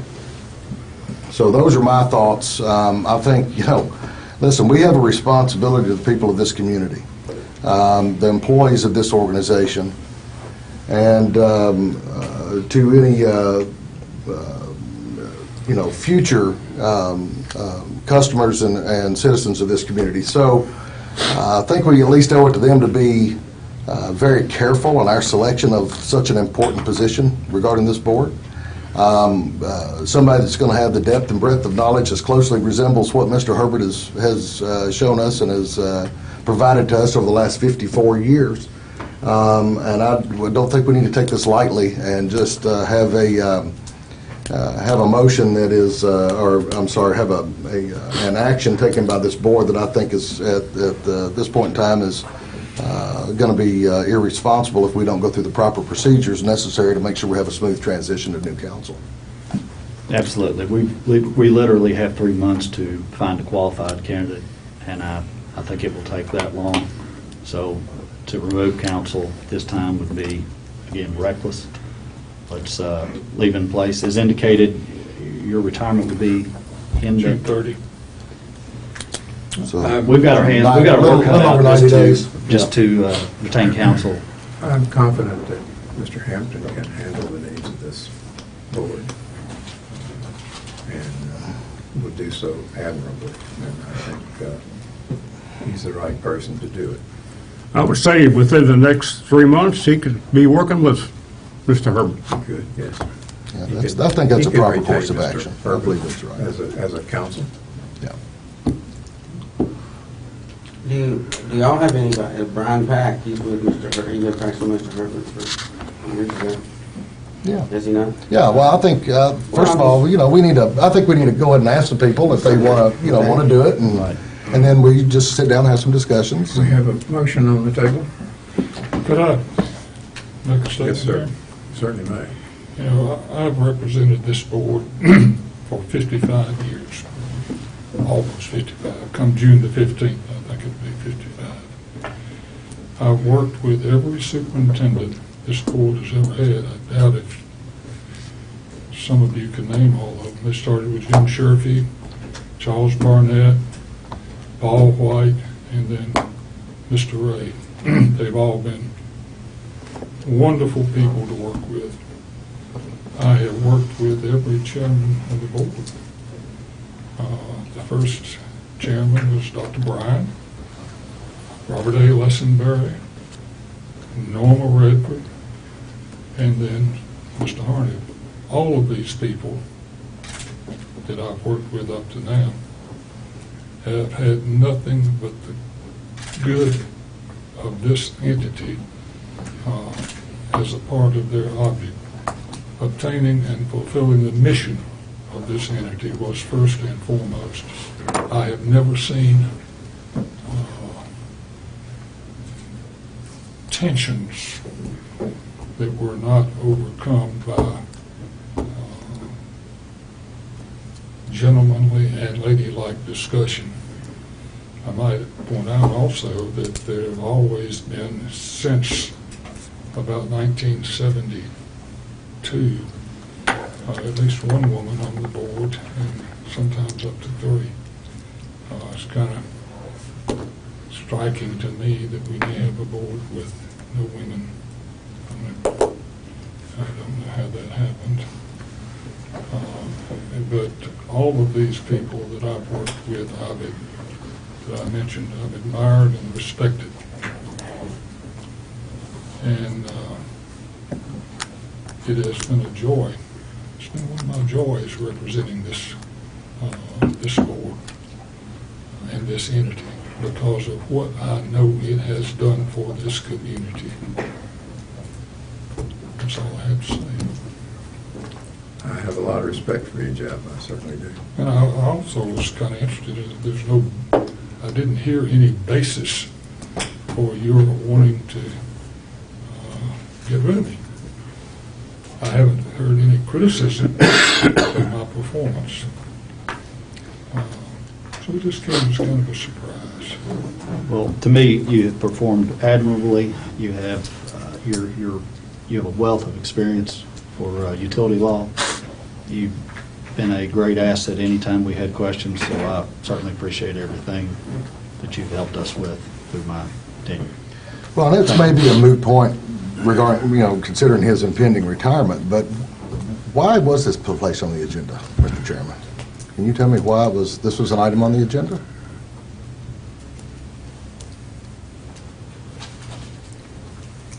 It was placed on the agenda because we felt we needed to do that. Who's Or at we? least I did. Who is we? I is me. Well, you said we. I keep making a mistake in saying that, and unfortunately, it is not correct. It's an error in my speech. But Can you I glean feel that some? it's necessary to move on.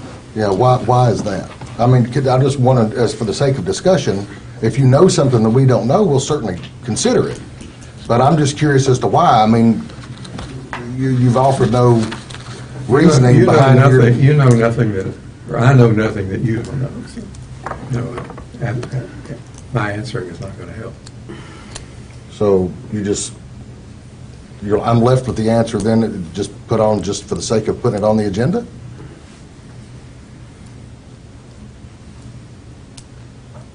Personally, I have a lot of respect for Jeff Herbert, and I certainly don't want to say anything that would compromise my view of it. But I think it's time we moved on, and if we're going to move this board forward, it's going to be one of the things we have to do. Okay, so I'll take that as a non-answer, and I guess we'll consider the fact that we'll, whether or not it's appropriate to go ahead and have a selection done for a new council, and as quickly as possible, have them work as closely as possible with Mr. Herbert during his short time left on this board until his retirement. I would recommend that. Yeah. So special call meetings, then we could do that? We could set, We got 3 months. well, we got Robert's Rules of Order here, which allows for committees. So we may just go ahead and set a committee, if we wanted to do a selection process, and then work through it that way. I would prefer we just go ahead and get this done, and then we can still do those kinds of things. By get this done, you mean? That we select Ron Hampton as our counsel. Without discussion, selection, or any other type of oversight that determines we've chosen the proper person. I think that's at a bare minimum, something that we have to consider We're during being this process. repetitive here. Call the question. So the motion is to remove and replace? Yes. Is that- The motion is I to... motion- is to- Then I motion that we amend that motion to instead begin a formal search, leave existing council in place, begin a formal search, and to have a candidate selected by June 30th or for the first board meeting in July. Now, second. Any discussion? Hearing none, take a... June 30th, you said, sir? Hearing none? Why July then? Well, I'd have a replacement. We'll have a meeting in We'd have to, he'd be ready for the July meeting. We'd have to have a... There's a motion on the table to... What was the amendment? To amend the remove and replace to establish a search in earnest to be fulfilled that position by the end of June, to have new council in place in July. All right. The vote will be on whether or not to put in place a search commission. Did you end debate? I was just about to. I was just Okay. restating the motion. I just wondered, because you interrupted Mr. Harnett in the middle of his Let's debate, see. and I just wanted to make sure that you I weren't ending presume he debate. was finished with the motion. I ain't Yeah, finished. okay.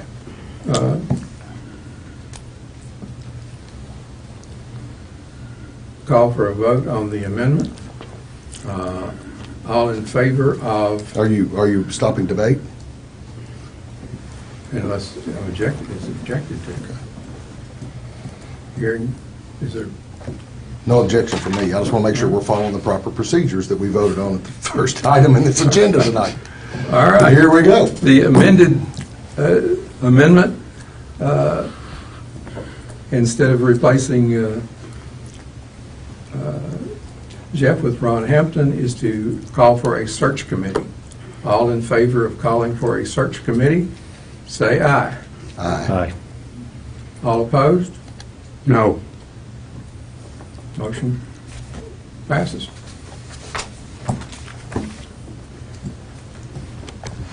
End of that discussion. Okay, we're ready for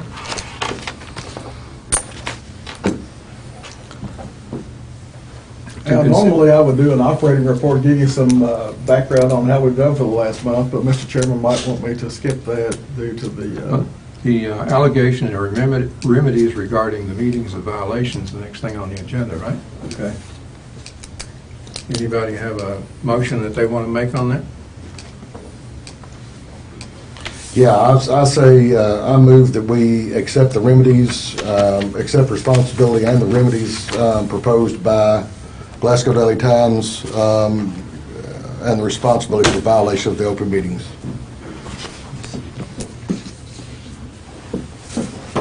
As described in the Glasgow Daily Times complaint to the EPB. I'll second that. Discussion? I would move to make a substitute amendment to that and move that the Glasgow Daily Times complaint regarding the violation of the open meetings laws by the GEPB, along with any response by any board member, be forwarded to the Attorney General's office for a ruling on whether or not it constitutes a violation of the open meetings laws. Subsequently, the board complies with whatever remedy the Attorney General's office deems appropriate. Time for discussion on that matter? We can discuss the other. Okay. The substitute amendment is up first. Okay, so, and I believe that I'm correct in this, but I'd like to defer to Ms. Overstreet, because she's the only representative, I believe, that's from the Glasgow Daily Times.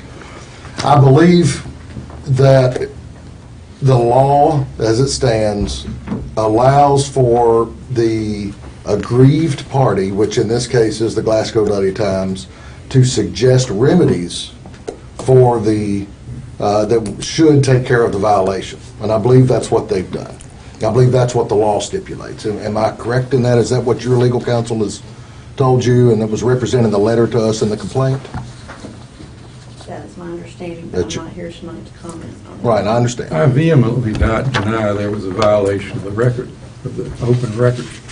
And I think the Attorney General is the only person to decide that. Well, where I was headed with that was, if we decide not to take the remedies that provided from the aggrieved party, then the natural course of action, if we vote not to assume those remedies and assume that responsibility, the natural progression of that is now that goes to the Attorney General for a ruling on whether or not it's going to be.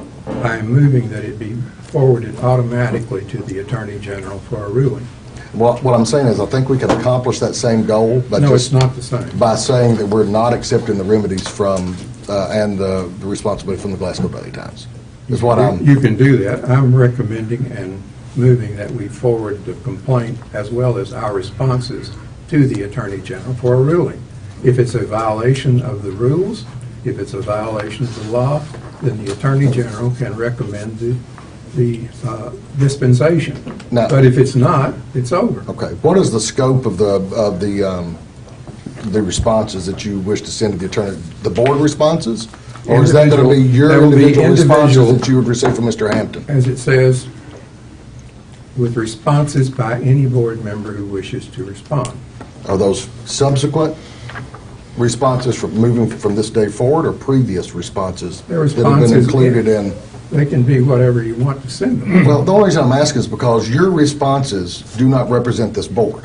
I understand Okay. that, and that's why it says, And we along as with a the board- responses responses by any individual Well, who we wishes. as a board have been accused of violating the open meetings. Not any one individual has been accused of violating the We'll open let meetings the, laws. we'll let the Attorney General decide that. He will have the motion, he will have the complaint. My point And is, he will I- have the responses. I do not want your responses individually representing me as a Well, you board can- member and this governing authority. Okay? You're free to take that up outside of this as you want if you feel like there's legal ramifications for you. But as a member of this governing authority, I don't want your individual answers to that complaint to represent my views when it comes to It won't the have Attorney your- General. There's no board Well, you're- Or response. this board's view. I don't want it, I don't want it to be germane to our response. The original Excuse me, response, go ahead, sorry. If you follow this, then this board will have made no response to Correct. the complaint. And if it's. And then it goes to the Attorney General at that Right. point. Is that correct? Immediately. So Yeah. that, if the board has made no response to the complaint, then you're guilty. The board is guilty. The board has responded to the complaint. No, they haven't. No, you've responded. I to the responded complaint. as the chairman of No, this board. you to- can't, that's what That's Tad my was point. talking about. That's my point. You You've responded as if we you were haven't. representing the board, We but have that's not had an not opportunity true. to. We put it on the agenda for this evening to respond. The rules don't require the board to vote on the response. What rules? The TVA rules. Yeah, I don't think you can unilaterally respond to the I'm board. telling you from the, We my were legal required, opinion. we were required to respond within 3 days. The The board- board did not meet within 3 days. Therefore, it could not respond, and to avoid a violation of the law, I responded as the chairman. And it says as the chairman, it doesn't say as the board. But it does satisfy the response. It also says individually. In your letter, it says individually. I Not should- as a board, not as the board as a whole, This but is not- individually as DT Froge. We have legally satisfied the requirements of the response. Well, my legal opinion is that you have not. We haven't. I don't believe that's, yeah, I haven't. don't believe that's. We will forward this to the This is- Attorney General. This is not a for- monarchy. You can't make those decisions on your own, I Mr. can- Chairman. I have just made this motion to send this to the Attorney General and I let him understand. rule. I understand. And I think we can do that. What I'm saying is it's frivolous. We can also It's not necessary. respond to Daily Times, right? Yeah. We can respond or we can not respond, but if we don't respond, it automatically goes to the Attorney General. You talk about this whole board, I don't see but 3 names up there. You guys are implicated because you are the board? Well, we're part of this board. Because I got an email. Well, this from is that. this Have is a training undoubtedly a charge against primarily me. Well, against whomever had whatever communications. And Whatever I vehemently communications- deny that there were any inappropriate communications. Well. And I think the Attorney General should have the response and understand what the complaint is and what the response Right. is. Now, you- And then he can rule as to whether it's a violation, and we can come back and discuss a Right. response. You raising your whatever that voice is. at me is not going to change my opinion, Mr. Chairman. Now, I just made there sure you has, understood it. I do really have, and I'm sorry if I don't believe you, because you, I think, are splitting hairs here in the fact that you say there has not been any inappropriate communication. I believe there has been, okay? opinion. I know it's my opinion. But if we're being honest about why I don't want you responding for this board, it's because of that reason right there. I'm not Okay, responding. we any need to further make for sure that this we board. have full transparency in this process. We need to make sure that the Attorney General understands that at some point, apparently, there was not full transparency in this process, which is my opinion. You can give that opinion to the That's Attorney exactly right. General as a And- part of this motion. And I will as a board, not as an individual How are you gonna chairman do who that as a wishes to board? respond. We How are you gonna do will it as a reach board? consensus as to our response think you to can the do Daily that. Times or to our response to the Attorney General. The board That's is the only not way I'm going gonna to come handle to a this. consensus on a response. Well, Mr. Chairman, it doesn't allow you to unilaterally make that decision for all of us. This Gentlemen, is a but- governing but- authority. The statute says the superintendent shall forward the response of the board. And it doesn't say that the superintendent. As you say, we're splitting hairs here. Okay, Well, I think we should. No, I don't think that's splitting hairs. Splitting hairs on an opinion. Splitting hair, you can't split hairs with legal fact, The board is. correct? We have a motion This is on the legal table. fact that the We have a superintendent's motion on descended the table. It's time to call for a vote.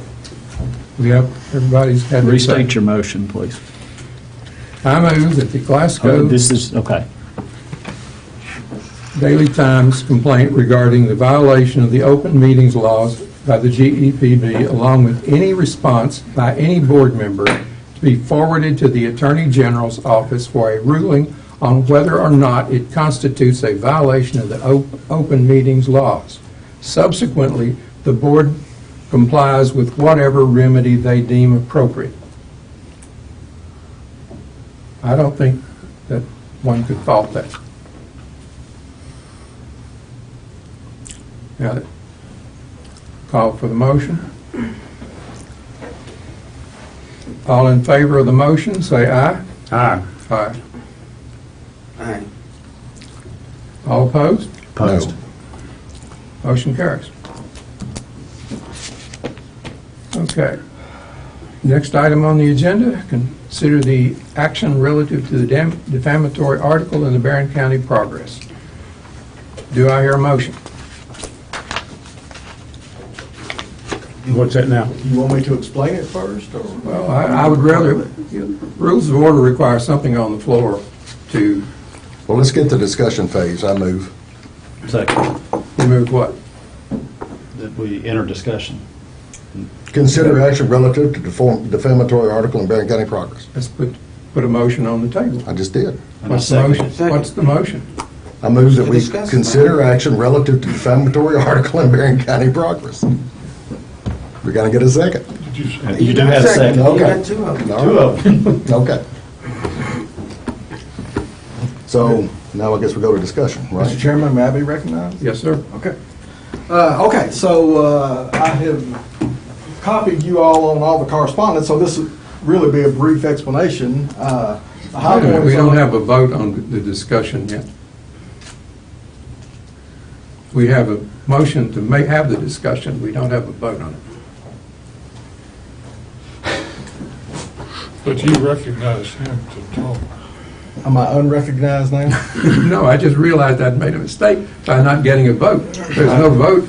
Let's go back on this Robert's Rules thing. This is getting...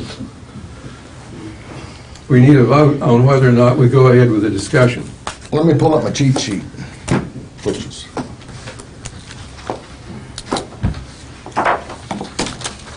or actually, We Mr. can't have Chairman, discussions Mr. without- Chairman, if you would like to without pull out your a cheat motion. We sheet. need to on the vote. floor. I guess we need to vote then. We need to vote on whether or We not have a discussion. we have a discussion. Okay. All in favor? Aye. Aye. All opposed? No. Motion carries. We have a discussion. Okay, thank you. Okay, so this is about an article that completely misrepresented and defamed our rate structure as it compared to others in Kentucky and to KU in particular. It appeared in last week's version of the Barron County Progress. And I've highlighted 3 paragraphs here in which there is hardly a single number in there that is correct. So I wrote a letter. We actually had to do the research on what it was he was trying to state. And we started off by researching this website that he used as a resource and found that it was fraught with trouble, had not been updated with respect to the rates it was trying to depict in 5 years. That a simple viewing of the rates it depicted compared to published tariffs by us and by KU made it abundantly clear that it was completely mistaken. And so I cobbled together all the pertinent evidence and facts and put them in a letter to Mr. Joe and asked him to recognize the evidence and the facts and to retract his story in such a fashion that the damage done to the Glasgow Electric Plant Board by him and his publication could be mitigated. I got a letter back from him that I copied you all that said, yeah, I'm going to do an article on this. It didn't have the word that I recall, a retraction in it. And so I reiterated our request, demand, in another letter, and that's where we stand today. So, as far as I know, he has no plans to retract or to mitigate the damage he's done to the Glasgow Electric Plant Board. And I'm glad, since you all retained Mr. Herbert, I'd have to turn the discussion over to him on what your options are absent an agreement to mitigate the damage. The options are to, A, do nothing, or B, file a suit against him in the Benton County Roberts for defamation of this entity. Does he speak for the board? Does he speak for the board? We just talked about the chairman speaking for the board, the superintendent speak for the board, and threaten litigation. Let me guess, that's in the little TV act somewhere. Well, I think, given the fact that he is vested in management of the affairs, he can. May I address that, Mr. Herbert? Go ahead. I think, Mark, it's well within my purview if I see somebody hurling rocks at the windows on this building to try to stop them and to call the police. If I see somebody vandalizing a substation, it's well within my purview to mitigate that damage. It's by inference, it's also well within my purview to notify somebody damaging our reputation with words and falsehoods instead of rocks. I did not threaten litigation. I said, if you don't retract, I will put it before the board for them to consider. And that's what you're doing right now. This is a monopoly. How do you damage a monopoly? Well, let's ask the employees here that go out in public and meet with the members of this community every day. You asked a question, I'm answering. Let me answer it, please. Let's ask the members of these employees that go out and meet with the members of the public, and they read something in this newspaper that says we're 22% higher than KU, and that's why we don't have industry in this community, because our rates are too high. In that article, we took the blame for not having industry because the rates were too high. When in effect, instead of being 22% higher, we're actually 11% lower. It's the exact inverse of what the truth is. Well, Let's hear from the employees. If your morale is down because you asked a question, I'm answering it. If a member of this electric plant board is an employee of this electric plant board goes out into public and they are constantly ridiculed or called names or looked at adversarially, that has an impact on morale.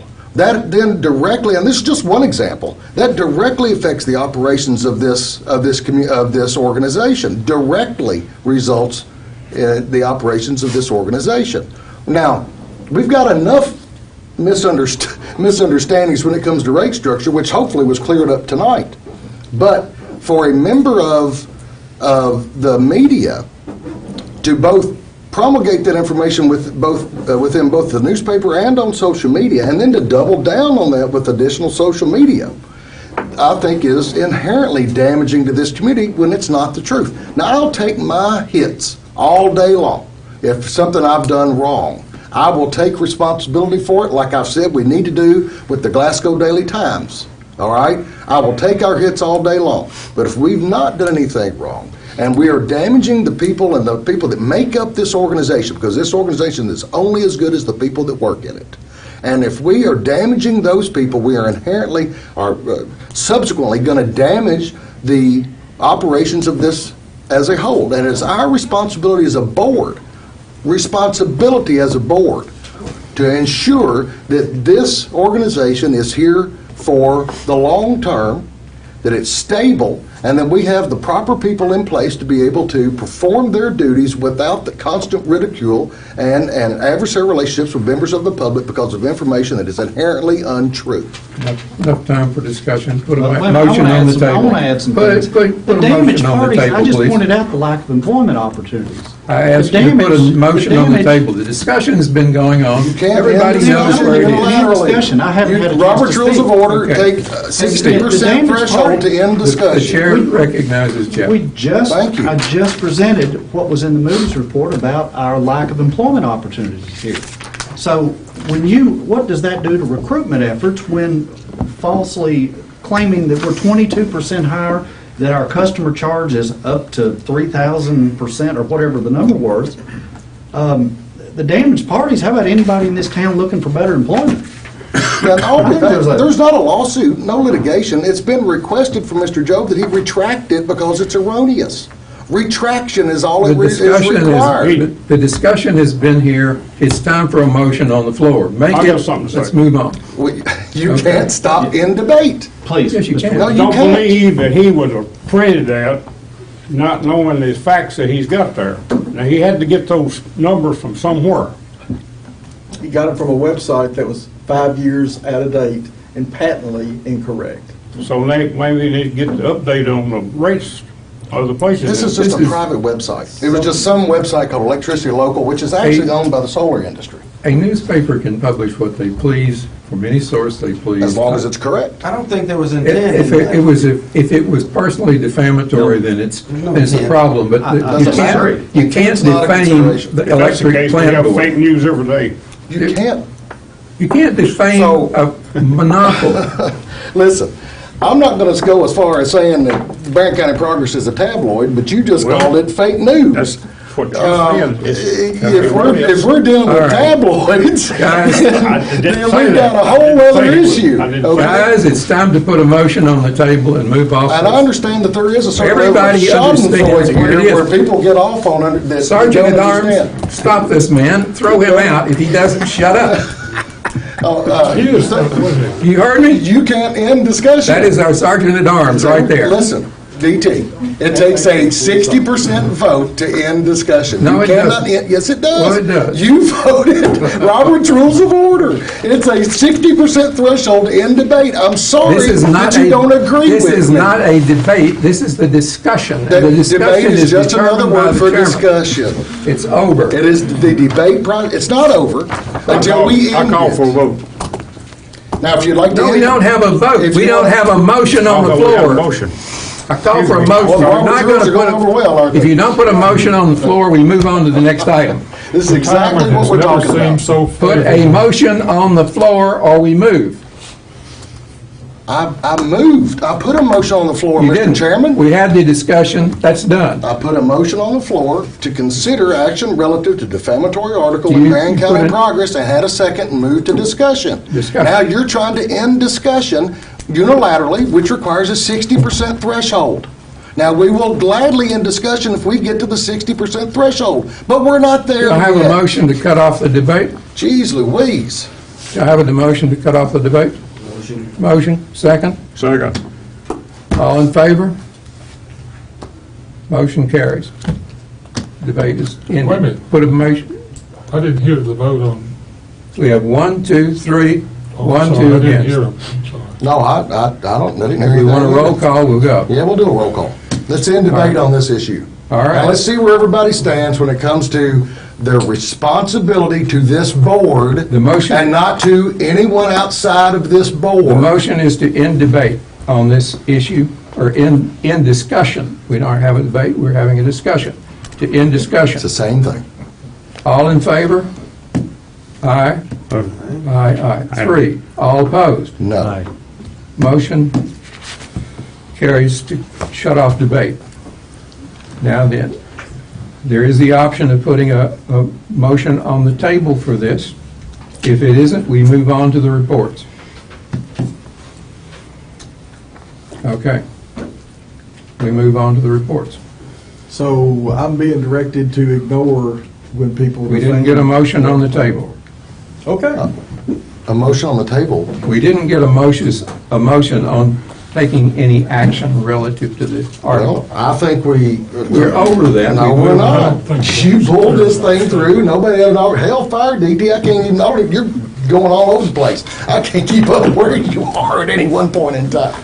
So, I think that at bare minimum, we need to request a retraction from the Barron County Progress based on Put the... a motion on the table. I move that we request a retraction as a governing body of this organization, request a retraction from Barron County Progress regarding the information that was promulgated in the newspaper, in this newspaper article, to correct the record.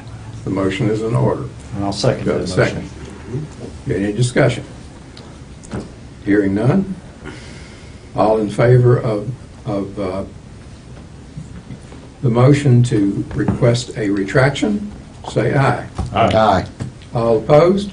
No. No. Okay, the ayes have it. We will request a retraction. Could I ask, Yes. could you get an update on All right. those rates? The retraction had already been requested from Mr. That's what I Ray, thought. and we already responded to that, so, I mean, The board, the response has been done. all right.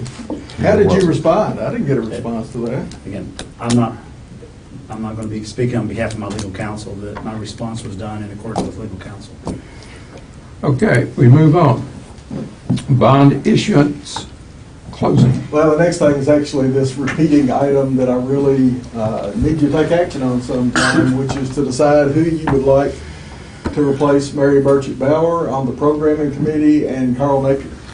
I mean, it's a board prerogative to decide who you would like to suggest to represent the community with respect to our programming decisions. Do we have a committee that looks at this? Normally, in the past, it would just be brought, somebody would recommend a name in a board meeting and ask me to feel them out and see if they were interested. And if they were, then at the next meeting, it became a motion to appoint that person to the committee. I think that would be appropriate. Okay, we got to start with you all recommending some names. Carl Napier, I recommend Carl Napier if you'll do it again. He probably would. Is that a motion? Well, yes, sir, a motion. I'll second that.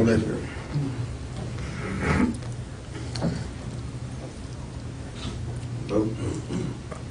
Did y'all vote? Not yet. That gets one. Any You got two discussion? openings. We're voting on Carl, right? Hearing none, yes. Inviting him to serve again. All in favor? Aye. Unanimous?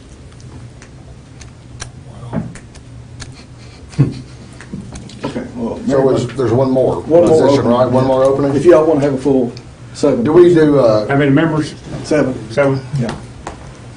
I nominate Chastity Lowry. You're a theater person. No, thank you. I don't want to be. I Takes care don't of know that. who Mary Burchett Bauer is. Oh, she won't do it again, Mark. Yes, sir, but She's Dale Burgess. She's taking another, she's on the school board. do you want young people, old people? Let's have a cross-section. You're all's I mean, prerogative. it's our There's two programming. people, yeah, Carl's going to do sports, ESPN to the 20th power, but I don't know about, In Tennessee. oh, all right.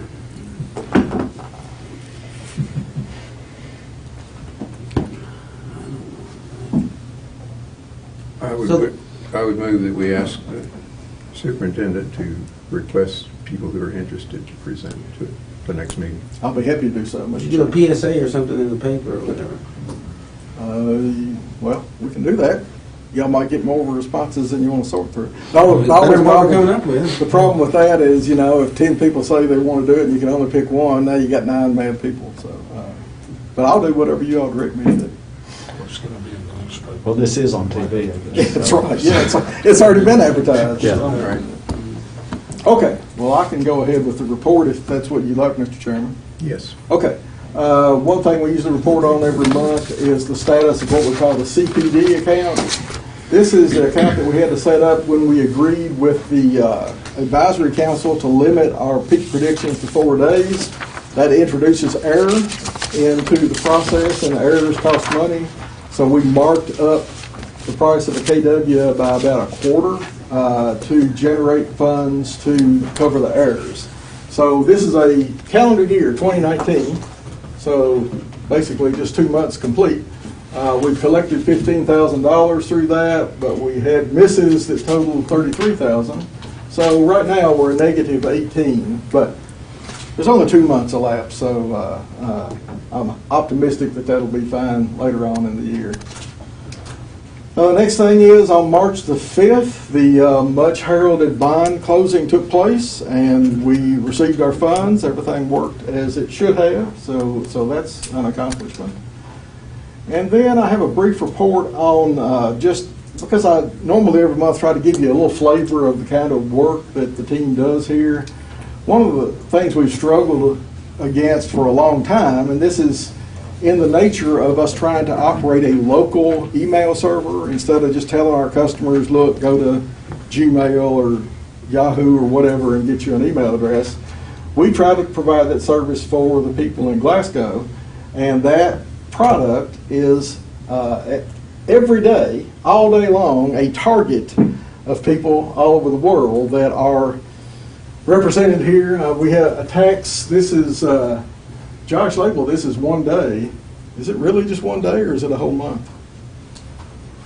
I just named it. It's 72 hours. That is 72 hours. So about 3 days here, we got 37,000 attacks from the United States, 55,000 from the European Union, 33,000 from China, 24,000 from the Netherlands. These are deals where remote evildoers are trying to hit our mail server, throw the dictionary at it, trying to guess people's passwords. And if they get a hit and they've got into your email, then they use your email to launch spam on the world.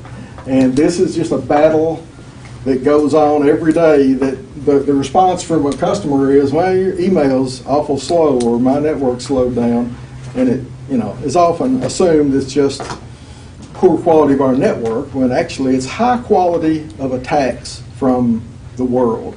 That we have to have smart people here to man the wall and try to defend our mail server from everybody on the planet. So that just gives you a little snapshot of life at the EPB. And that's all I have. Very good. I hear a motion to adjourn. Motion. Second. All in favor? Aye. We are adjourned.